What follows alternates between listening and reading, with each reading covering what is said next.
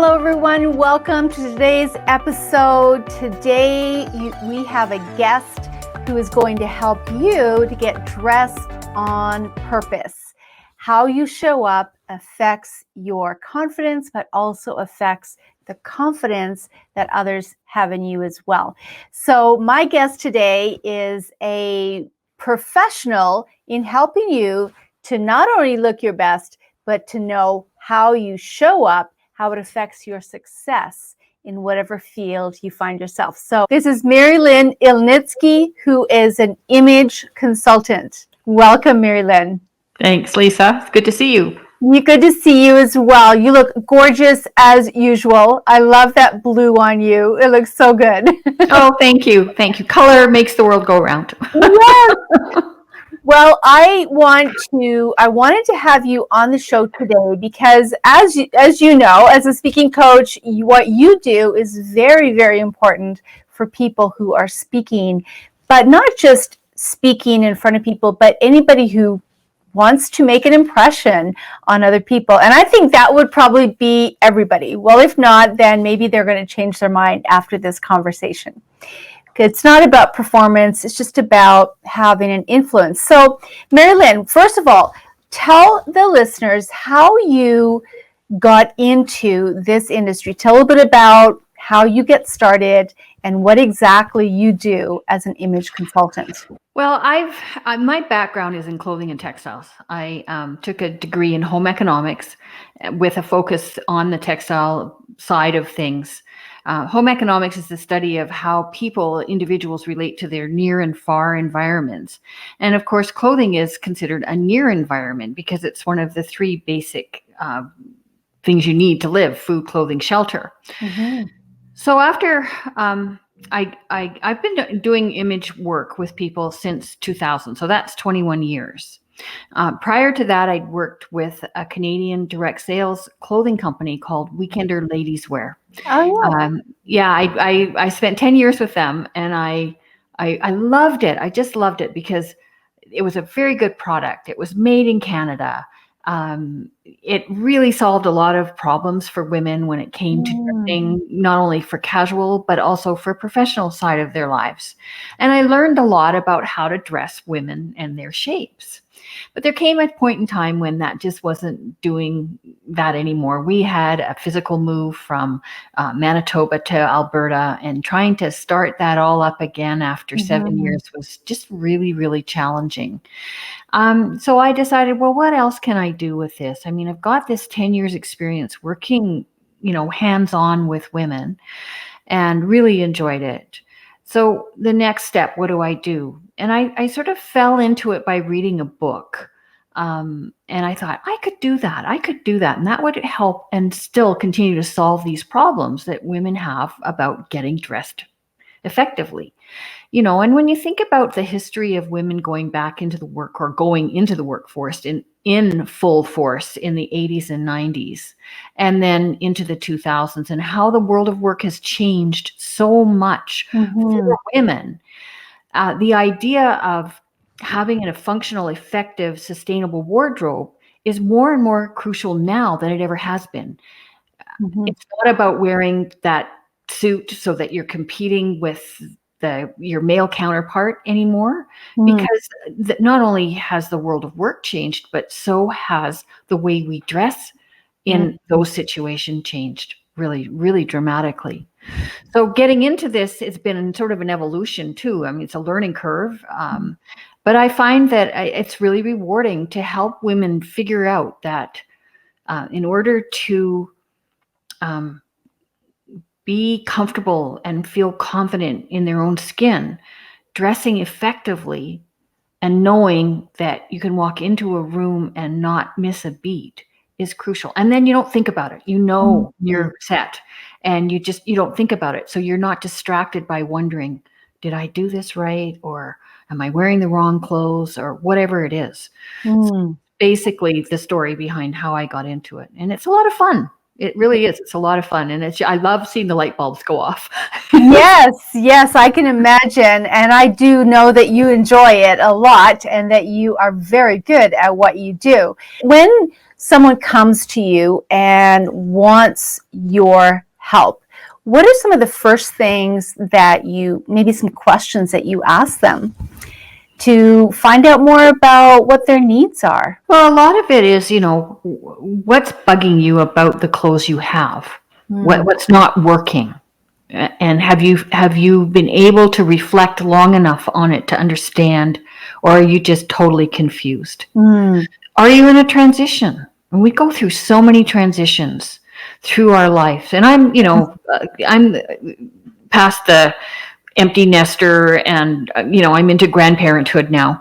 So I've gone through a lot of transitions, a lot of the transitions that women in their 40s through, mid to late 50s are going through right now. I've already done that and been there, and I understand those transitions, and then how you dress and how that affects your effectiveness, how that affects your effectiveness with, feeling comfortable.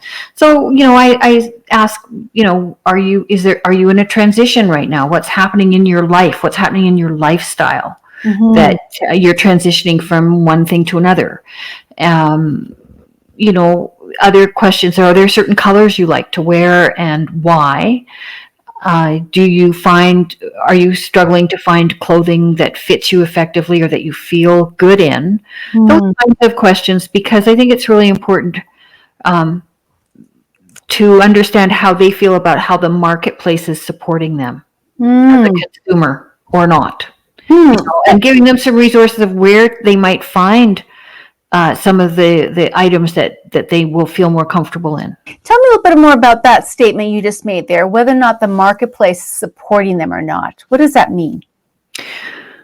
Well, I work with a format. We look at colors that are the most effective to wear. You said you love me in this blue. Well, I wear this intentionally because it reflects my eye color to a great extent. It's one of the colors in the color palette that I use to build my wardrobe. Beautiful. Okay, so there's that. And that's the first part of the concept of personal style. And when you understand the three parts of that concept and how you fit into them or how they apply to you, then it starts to make things a lot simpler. The first one is this color component. When you build a wardrobe around the colors in the spectrum that your skin, hair, and eye color fits into, then all of a sudden you have a coordinated wardrobe and everything mix and matches and goes together really, really easily. And you don't have that getting up in the morning and having to go somewhere and looking in your closet and saying, I have nothing to wear. What am I going to wear? And that is, I don't know how many women waste so much time in their closets, standing there with this look on their face because they just don't have anything that kind of works together. So this helps coordinate that. And there are 6 different color palettes with the system I work with. It's not a summer, winter, spring, fall system. It's a spectrum system that's based on a little bit deeper or broader coloring that we have in our world for skin tones and hair and eye colors. So the color thing is really important. And then, but that can cause challenges because sometimes the colors that you can wear effectively aren't in the marketplace. For example, I was in a shop yesterday morning just quizzing the owner about, well, what's coming in for fall next year and what's coming in for winter. And everything is very, very on the warm side, like the oranges and the sage greens. And so people who have warm undertones and warmth to their skin, hair, and eyes and hair, they'll have a heyday in that, but they're not necessarily the majority of the people in Canada. The majority of the people in Canada tend to be more cool. And so those are the blues, the reds, the pinks, and those colors just aren't going to be in the marketplace. So when they're not in the marketplace, it's really challenging. So what do you do?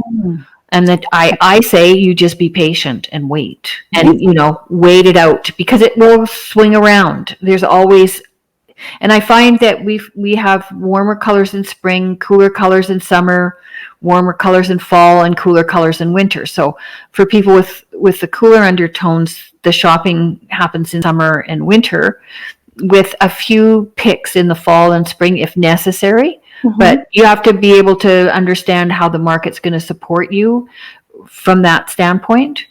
And the color part is really the biggest thing. Mm-hmm. I mean, you can always get garments to fit you if you take advantage of someone who can alter them for you so they do fit you. Mm-hmm. And that's really crucial because, if their pants are too long or you turn them under and not hem them properly, people notice that and it looks sloppy. Mm-hmm. So using someone to help the clothes fit you and make the clothes fit you is really a good strategy.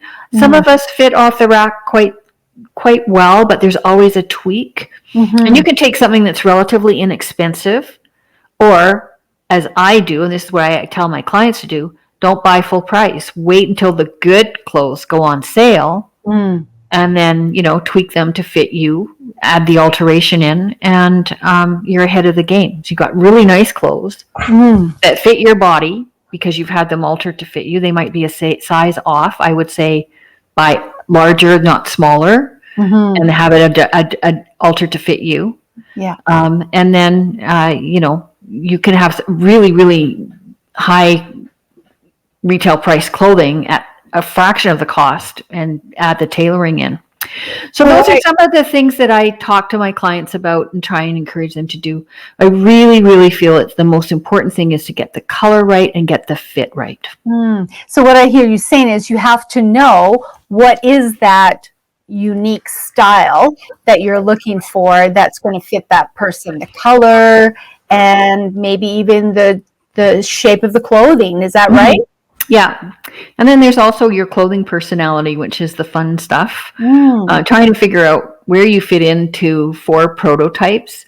There's a tailored classic, a natural casual, dramatic exotic, and a feminine romantic. And we all have a bit of each of those prototypes in us, but one will predominate. And when you understand that, that tells you why you buy certain things all the time, because you're drawn to them. And a story to illustrate this is when I was a young mom with 2 toddlers, I would go to the Bay, and it was the Bay then, not Hudson's Bay. And in the Bay, there was a section called the mirror room. And in the mirror room were all the business clothes, the suits and the beautiful Jones New York, when Jones New York made suits and things like that. And I would just stand there and just, I want to have a suit. I had no reason to have a suit. It's not in my lifestyle. Where would I wear the darn thing? So, it's funny. That's what I was drawn to. And I later learned in my training as an image consultant that the reason I would do that was because I tend to be very classic and tailored in my approach to this. I'm a very tailored, classic individual. And that's what draws me. Now, how do I take that information and bring it into a lifestyle that is a young mom? And that's where the Weekend Earth stuff came in really, really well, because it just really fit into that sense of how I wanted to show up, that I always wanted to look well put together and, coordinated. And that's part of that clothing personality. So, I think I reflect back on all this and I think it's just hilarious, wanting to wear a suit or buy a suit when I had a 2-year-old hanging on my... But you speak to something because it reflects the personality. There's something about it that you were drawn to, and that's the point that you're wanting to get across, and which is cool because I can think about things for me that are like, okay, why am I drawn to this kind of clothing? And having worked with you a little bit, that I know why now, and it's so freeing when you say, okay, that's why, because this is part of my personality or this is part of my bent. But then within the context of that, what you do is you help people to say, okay, that might be something you're drawn to, but what would be some colors or some things that even within that would actually look best on you. And really that's what it is. This is what I hear you saying. And you want to take that core personality and be able to identify how that impacts your wardrobe, and then look at where you spend your time Mm-hmm. and what items of clothing can you add into your wardrobe that are going to be functional and effective, but still reflect that personality without having to wear a business suit to wash the dishes, kind of a thing. And, when you start to think of it that way, in the way that, okay, I really like to look put together and, I like things that are more tailored. You can find casual clothing with those lines that will reflect and express that personality, but still fit your lifestyle.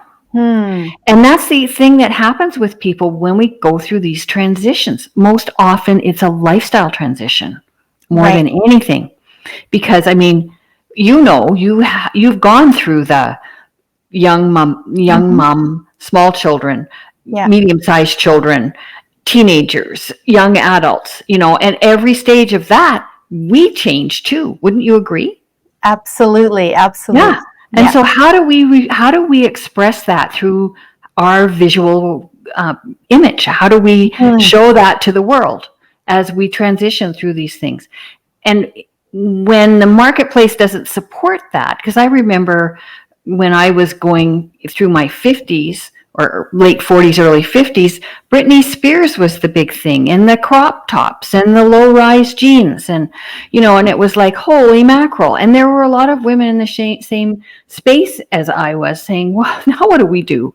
There's nothing in the marketplace for us to buy. Where do we go? We don't want to look, we don't want to shop in the old ladies section, and we can't shop in the Britney Spears section.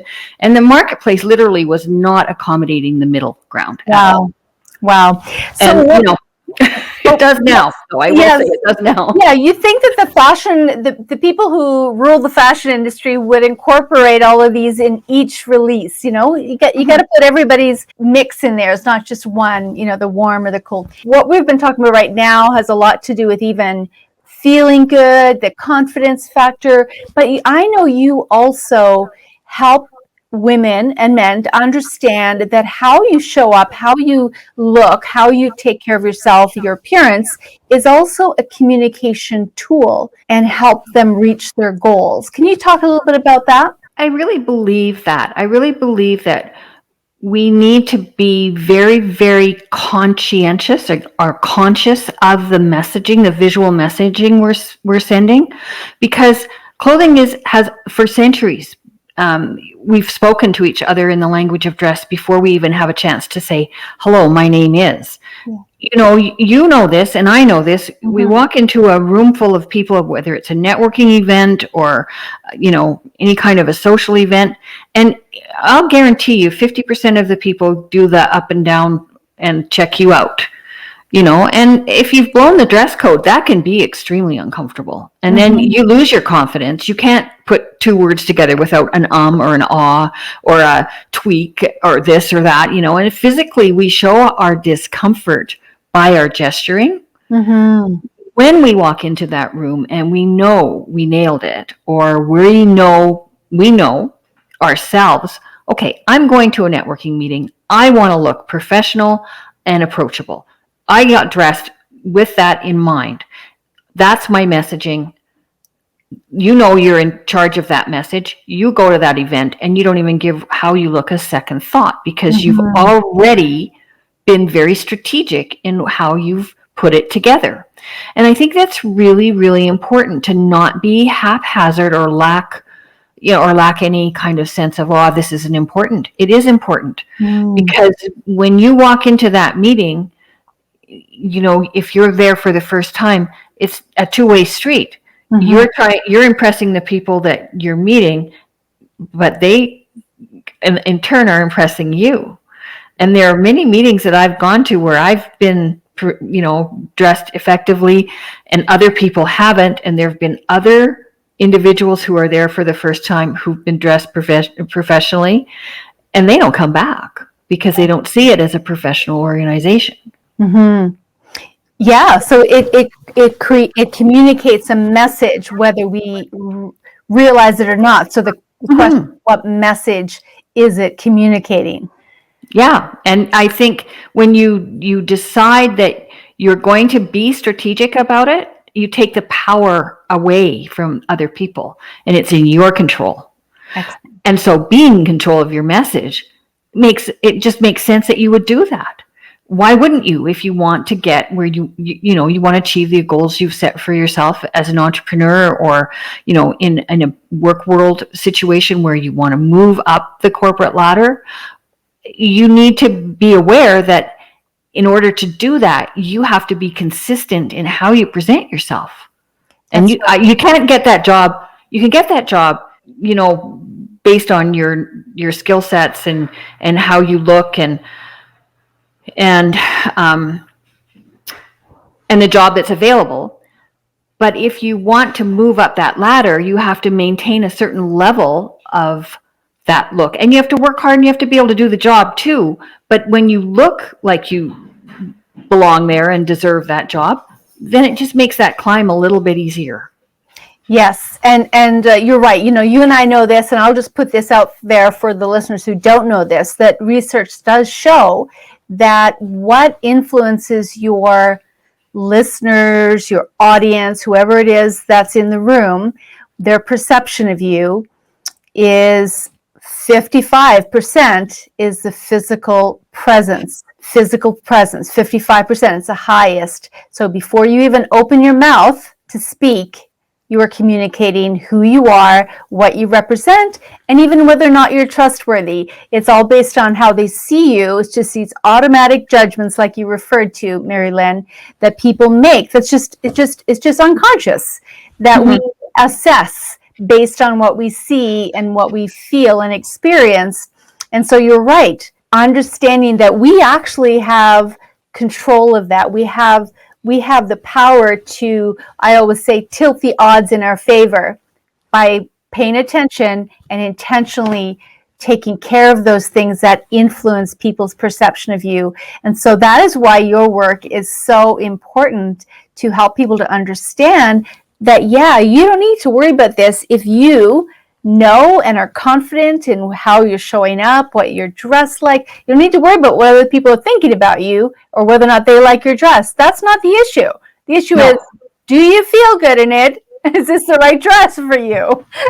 Right. And really, the bottom line is you can't control other people's thoughts or what they think about you. No. But if you take the bull by the horns and decide what you want to say, then you're probably 90% ahead of all the other guys. Yeah. And I know some people might be thinking right now, well, isn't this really superficial? Isn't that really, just a superficial thing to be thinking about our appearance? Shouldn't people be judging us on other things? Well, you have to get to them to talk to them about all those other things and not have them already have made a decision about you based on what they're seeing and not be interested. I mean, how many times has someone been dismissed because of the way they've shown up for a meeting? I know I certainly unintentionally dismiss people. I look at them, I think, holy mackerel. And then I just, I'm not interested. I want to talk to people who are professional, who look the part, and that kind of thing. It should be the opposite. I should probably want to speak to the people who don't come looking professional. But the bottom line here is that you cannot, in this industry, give unsolicited advice. You just cannot, because it's just not politically acceptable. It's the wrong way to approach it. But I need people to come to me and ask me questions that can, that I can answer, that can give them the comfort level to move towards me. Yeah. And the research shows it, and I remember hearing about this research back in the late 80s when I was studying to be a speech language pathologist, and they've done these studies over and over and over, and the results come out the same, that yes, this is a human behavior. People determine whether or not they see you as credible, trustworthy, and believable based on certain factors: the words, the sounds that you make, the voice, what comes out of your mouth, but also your physical presence. And so that's just a fact of human nature, unconscious. And yeah, it might seem superficial, but that's just a reality, because it's kind of like the gatekeeper. to get you in the doors. One of the things that I want you to talk about as well is that you mentioned how this whole area of learning how to get dressed on purpose and develop about personal style and everything is actually a skill. Yes, it's a skill set. And, it's something that you can learn. I certainly didn't know everything. Some people have an innate sense of style, and you know who they are. You see them walking down the street and you go, oh yeah, wow, is that ever interesting? And what a nice outfit or whatever. It's just automatic. But then they've just learned that through osmosis, or they've had someone that they've looked up to, who's taught them. We used to teach it in school, in home economics, believe it or not. But now those courses aren't available. Those soft skill courses, I guess you would call them. And this certainly is a soft skill. Yeah. It's not, and learning it is really advantageous. But it, as you said, it's a skill set that can be learned, and through education. And a lot of there's opportunities to look in the library. There are classes. I did a lot of work with Metro Continuing Education here in Edmonton when they were doing classes. They haven't because of COVID lately. I hope they get back to that, because that's where, personally, I can have the biggest impact if I get a room full of 12 people.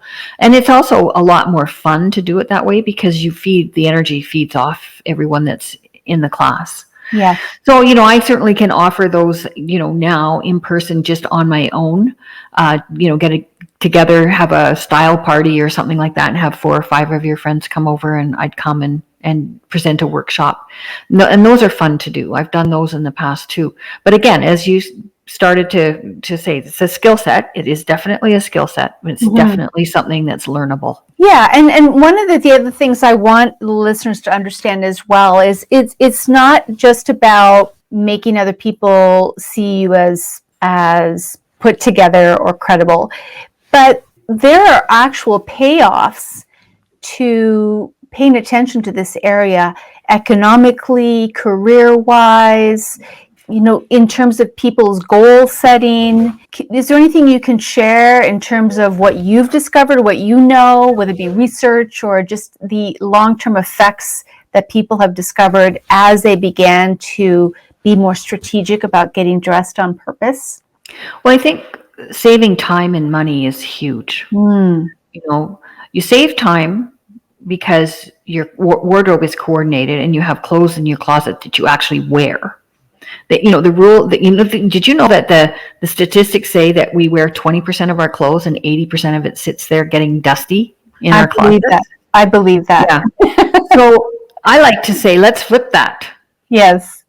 Because I think people feel like they need to have lots of clothes because we're marketed to so relentlessly. They have to have lots and lots of clothes, but you really don't need to have a lot of clothes. You just need to have clothes that coordinate, that you can get really creative with to make lots of different unusual combinations.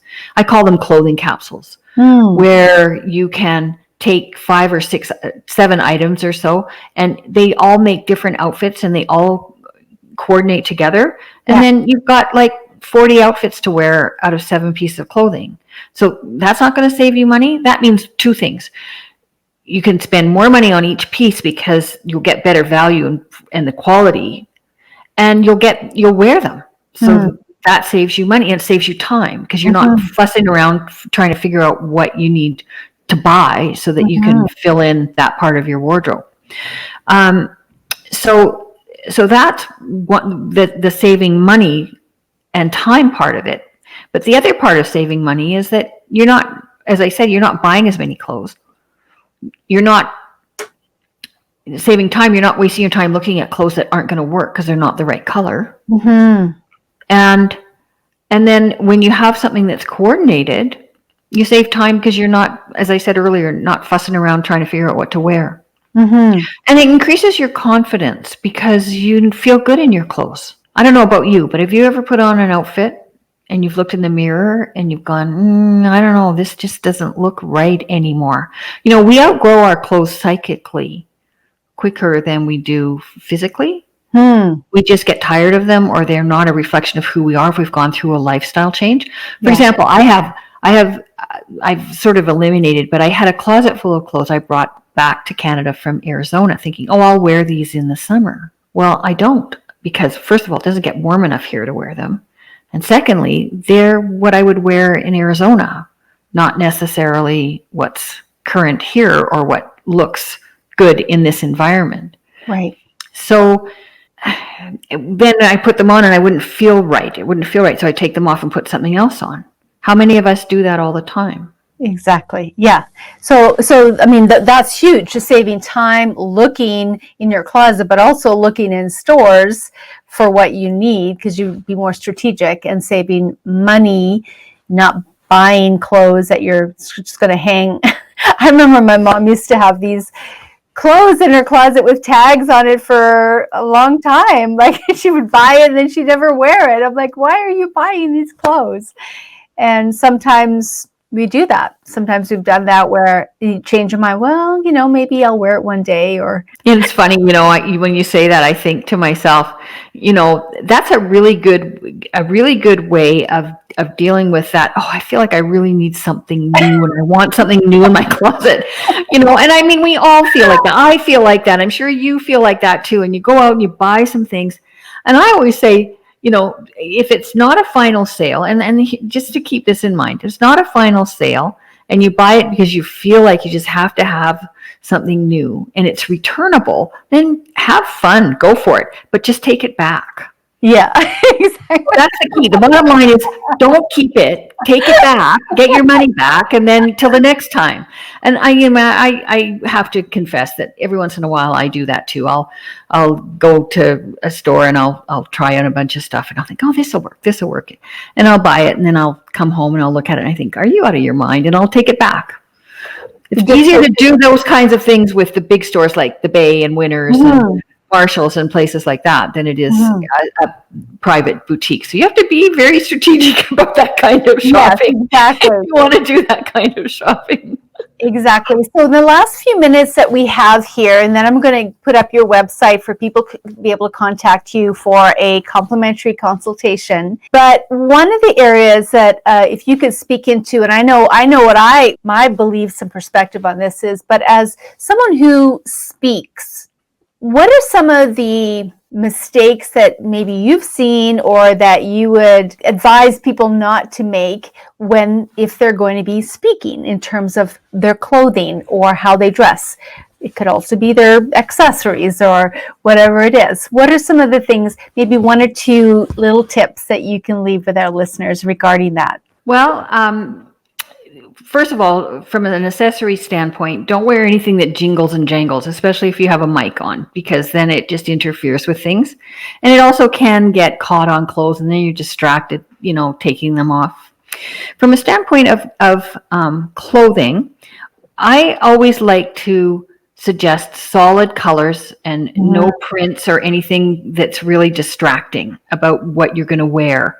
So if you do all one color top and trouser or skirt, and then add an interesting jacket over top, that's a really, really good way to look pulled together.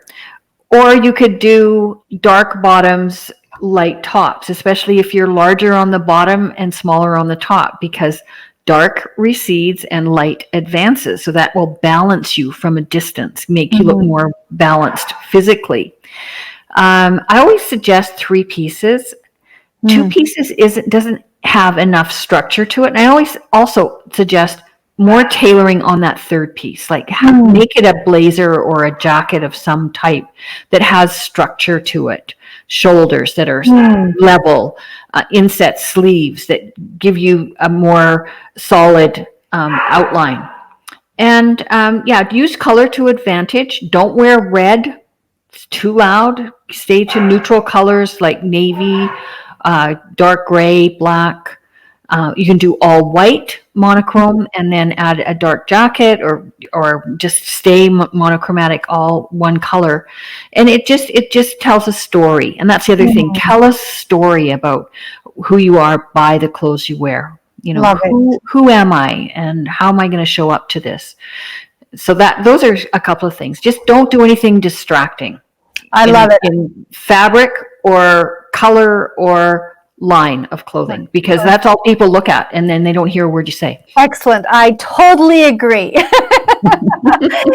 I've seen people speak and they have these really bold prints on their clothing or really, really beautiful things that they're wearing, whether it be jewelry. And I'm like, but it's so distracting. Like I can't hear you, or I can't concentrate on listening to you because I'm distracted by my eyes are so busy. It's too much. What are you doing? I should look here or there. Where do I want to look? So again, it's not about changing your personality. It's finding out what are the things that you need for that situation that are going to help you showcase the best parts of who you are for the purpose that you're there for. And there's a time and a place for the bold print as opposed to other things. So I'm so glad you said that, because that's one of my pet peeves for sure. Yes. Is having a lot going on when you're speaking, other than being able to hear you. So in the last few minutes here, I want to be able to direct people to how they can get a hold of you, and what are some things that you would like them to know, even going forward. I mean, we just come out of a season, and it might be a hybrid season that we're going to stay in for a little bit in terms of the online space. What are some things to keep in mind, even when people are on a virtual stage, when it comes to the physical appearance? I think you just have to be aware, even from the shoulders up. Do your hair, put a little makeup on, wear lipstick. Just look like you're making an effort to be professional. The Zoom space, the team space, all of it has really taken over. And if you show up looking like you just rolled out of bed, that's the message. We talk about messaging in your visual presentation. Well, it doesn't matter whether it's full body or from, the shoulder line or mid chest up. You really need to be aware that if you're in a meeting for the purpose of promoting yourself or appearing professional in a meeting with people from outside the firm you work in, or even with each other in your own environment, there's an energy to that. And if you don't make the effort, you send the message that you're not really all in. And I just don't think that that's a strategically wise message to send. I just don't. That's a really great point. The whole area of energy, I think, is a really important concept and key that we need to keep in mind, no matter where we are, whether it be online or in person. Is the energy that we put out is going to impact the people. And if we show up looking drab, and our personality is consistent with that, then we're not going to really attract the people, and we wonder why we're not attracting people to even have a conversation with us, right? Right. So being able to stand out is being you, uniquely you, but in the best way that you possibly can. So Marilyn, I've put your website on the bottom here, getdressedonpurpose.com. And what is it that you would like, if people want to know more about what you do and be able to have an opportunity to get to know whether or not they need to get tune up in this area, what are some things that you would direct them to find on your website? Well, my website right now is a landing page, which will pop them to any of my social media, LinkedIn, Instagram, Facebook, as well as my Google page. Okay. So that will help with that. But as you said earlier, I do offer a 30-minute complimentary conversation for anyone who's curious about what steps they might consider taking in the future to do a little tune-up or to get in charge and get in control of this part of their lives. So just pop me a note or give me a call, and I'd be delighted to chat with you about any of the things that you're having issues or challenges with and need a little more understanding. Beautiful.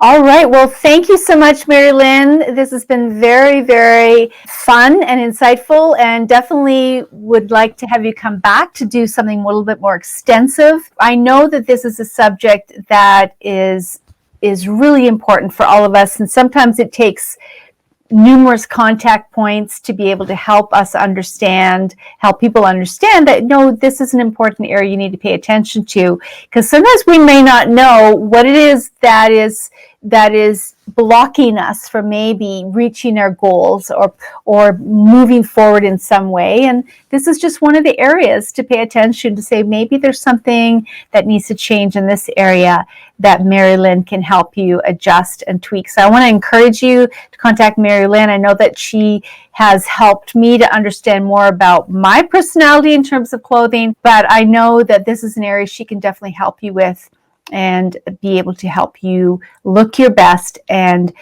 save time, save money, and have less stress about getting dressed on purpose, no matter where you go and what your lifestyle is.